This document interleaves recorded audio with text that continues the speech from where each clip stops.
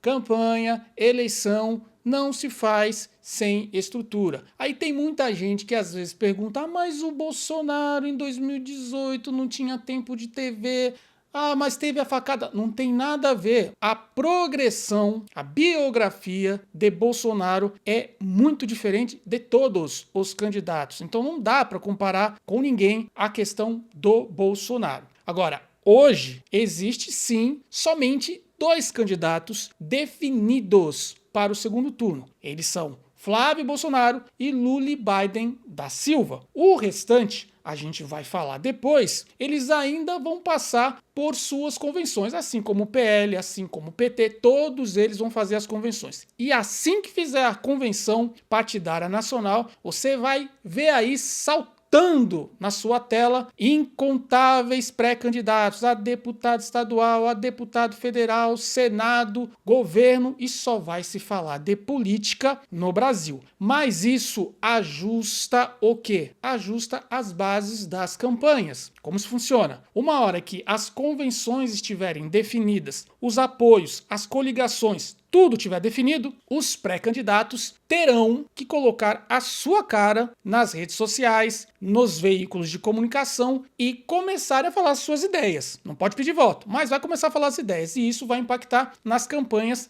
presidenciais. Então imagine que da noite para o dia o PL, que tem a maior base realmente de candidatos, quantidade de candidatos, vai triplicar o tamanho, porque aí os candidatos vão estar definidos e eles vão começar a investir pesado em suas redes sociais. E essa é a diferença verdadeira que eu venho falando sobre fazer campanha ou achar que está fazendo campanha. Eu sei que a internet hoje ele é o maior veículo, mais rápido de poder de comunicação, ou seja, a internet ela comunica rápido. No entanto, ela ainda não decide uma eleição presidencial. Ela tem alcance, tem tudo, mas o poder da multiplicação da internet vai começar a mudar. Porque veja, quando os candidatos, os pré-candidatos estiverem todos definidos depois da convenção, o que você acha que vai acontecer? Você vai ter uma injeção absurda de conteúdos que você nunca viu. Ou seja, a base de Flávio Bolsonaro, que parece que está isolado, de Lula, que também parece que está isolado, você não vê os outros pré-candidatos, do nada, eles vão começar a fazer conteúdo para quem? Para os seus presidenciáveis. Por quê? É dessa forma que eles vão conseguir colar a imagem deles para o eleitor. Então, o cara que é deputado federal ou deputado, candidato a deputado federal ou candidato a deputado estadual, você acha que só a carinha dele vai ser o suficiente para ele poder ser eleito? Claro que não. Ele vai ter que pautar o tempo todo. O que? E qual é a pauta? A pauta é a candidatura presidencial. Então, o cenário de hoje vai ser completamente diferente depois da Copa do Mundo. Isso se torna mais evidente quando a gente começa a somar estrutura de campanha, que é o quê? Fundo partidário, tempo de televisão, estrutura de apoio político, que não é somente nas prefeituras, é também lá no Congresso, nas bases dos deputados, a executiva nacional. Tudo muda. Ou seja, o candidato X, ele começa a sentir a força das demais campanhas, porque exatamente ele não tem a estrutura suficiente, não tem as condições suficientes para ocupar os espaços. E isso vai mudar completamente as campanhas. Vou dar um exemplo aqui. O caso de Caiado,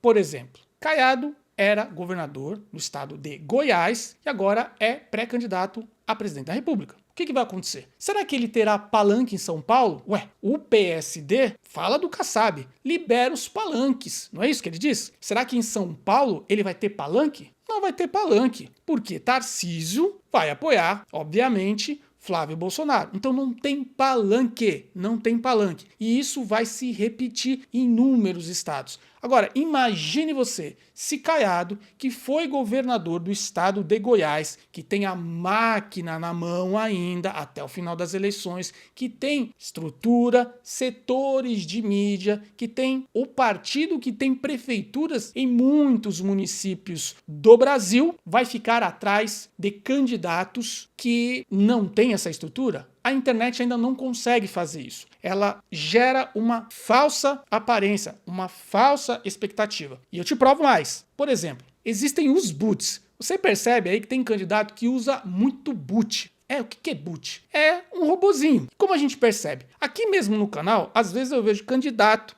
que é contra o Flávio, que não bate muito em Lula, mas joga os boots para quê? Para tentar puxar alguma atenção. Aí a gente entra no perfil dos boots e a gente percebe que foi criado há menos de 15 dias. Ou seja, há menos de 15 dias já tem propriedade e todos eles falam a mesma coisa, todos eles comentam. E isso é uma falsa expectativa. Mas agora eu quero falar sobre os grupos, porque existem os candidatos que se dizem aliados contra Lula, que vão estar com Flávio Bolsonaro no segundo turno e estão contra Lula, querem derrubar o PT, e tem aqueles que se dizem de direita, mas não buscam derrubar o PT. Sobre os aliados, alguns perderam a sua chance. Por exemplo, o Zema. O Zema é o candidato que era governador de Minas Gerais, tinha tudo aí para pleitear ser o vice de Flávio Bolsonaro. Se aproveitou de uma situação, foi muito inexperiente e hoje perdeu espaço não somente para ser um aliado, até mesmo um vice, como perdeu espaço no próprio Novo. O Caiado ele é mais ponderado, ele sabe que ele vai precisar conversar com o Flávio, vai precisar apoiar o Flávio. Então, eu não acredito que ele vá bater muito no Flávio. Eu acho que até ele já está construindo isso, porque já passou muito tempo, falta pouco menos aí, alguns meses para começar a eleição. De fato, ele não vai agora querer construir uma situação que vá criar uma indisposição, certo? Já Flávio Bolsonaro, que é sim, o candidato da direita e está no segundo turno, esse já mandou o recado. Já disse, eu não quero brigar com aliado, eu vou precisar deles no segundo turno. Esperto,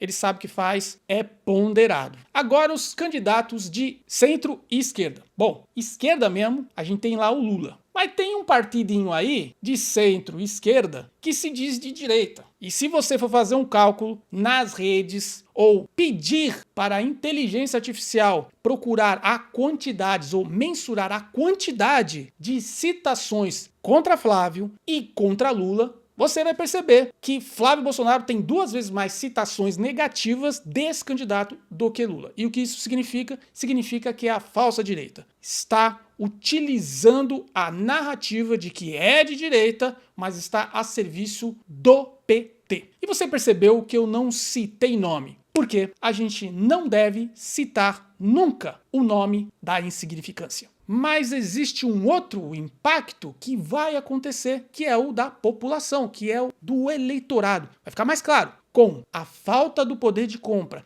e com o endividamento exacerbado, muita gente aí comprou televisão para ver Copa do Mundo, fez aquele churrasco caro para dividir com a família e agora vai chegar a conta do cartão de crédito, vai chegar a conta do boleto e todo mundo vai cair na real, né? Vai pensar assim, nossa, é caro mesmo e eu não tenho dinheiro. E quando você não tem dinheiro, você sai para o mercado, você sai para comprar ali aquelas necessidades do dia a dia, você vai perceber o quê? Que o dinheiro perdeu o seu valor. O poder de compra do brasileiro está muito abaixo do necessário. E isso vai criar uma percepção de que o governo é o responsável. Claro, ninguém ali vai também chegar e fazer a minha culpa. Não, eu gastei o dinheiro que eu não tinha, sabendo da situação do país, sabendo que não dá para fazer nada, sabendo que esse governo é horroroso. Não vai fazer a minha culpa, vai culpar o governo. Então a percepção do eleitorado para a não permanência do desgoverno será ampliada. Com isso, somando a estrutura, a ampliação dessa camada dos apoiadores, com essa divisão dos lados, mais a percepção do eleitorado, você vai ver um Brasil irreconhecível nas próximas semanas, depois do final da Copa do Mundo. Agora tem um outro ponto. Qual será a posição ou a opinião do mundo externo com relação às eleições brasileiras? Quem acompanhou a reunião do G7 percebeu que Trump evitou Lula e Biden da Silva. Lula e Biden da Silva chegou até de forma humilhante ficar no corredor para causar ali uma delicadeza, um aperto de mão forçado.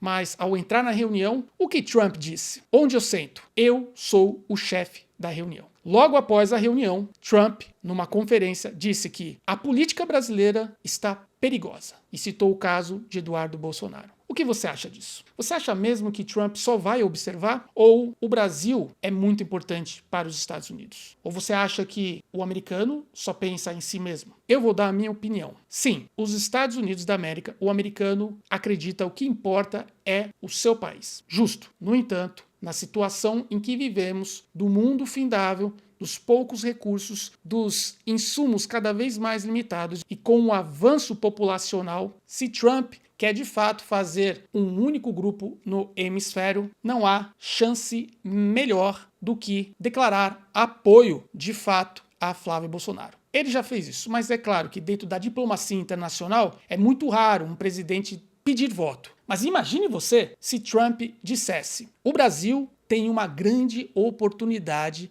de se tornar, de fato, uma nação de primeiro mundo. Mas isso passa pela eleição de Flávio Bolsonaro. O que os setores econômicos, o que a mídia internacional, o que de fato a população brasileira, os pequenos empresários até os empresários que exportam seus produtos fariam ou pensariam? É exatamente isso. Somado a todo esse contexto, eu digo para vocês, o esforço da mídia, o esforço do sistema é, de fato, a última chance da sobrevivência. Mas eles mesmos já pressentem que o ciclo se fechou. Mas agora eu quero ler os comentários educados, não vou responder os boots.